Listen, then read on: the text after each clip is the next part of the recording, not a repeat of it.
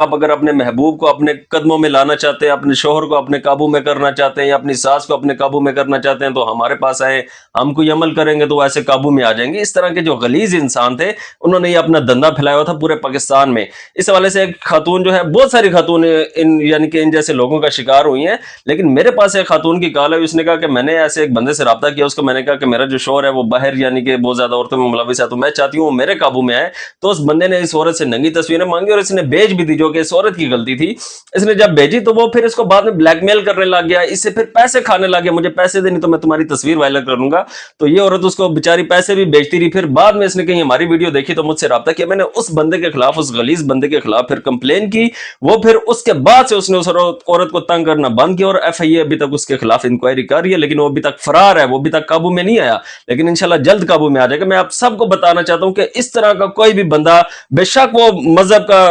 یعنی کہ ایسے داڑھی وغیرہ رکھ کے مذہب کا نام استعمال کر کے اس طرح کی حرکتیں کر رہا ہے، گندی حرکتیں کر رہا ہے، اور آپ کے محلے میں ہے، کہیں بھی آپ اس کو دیکھتے ہیں یا آپ اس کی تشہیر دیکھتے ہیں، اس نے اگر ویڈیو لگائی ہے، ایڈورٹائزمنٹ وہ اپنی کر رہے، تو دوستو آپ نے اس کے خلاف ایف آئی آر کرنی ہے۔ اب یہ قانون بن چکا ہے، 297 میں ایک ہی اس کے خلاف ایف آئی آر ہوگی، جس میں اس کو 7 سال تک قید اور ساتھ میں 10 لاکھ روپے تک کا جرمانہ ہو سکتا ہے۔ دوستو شکریہ۔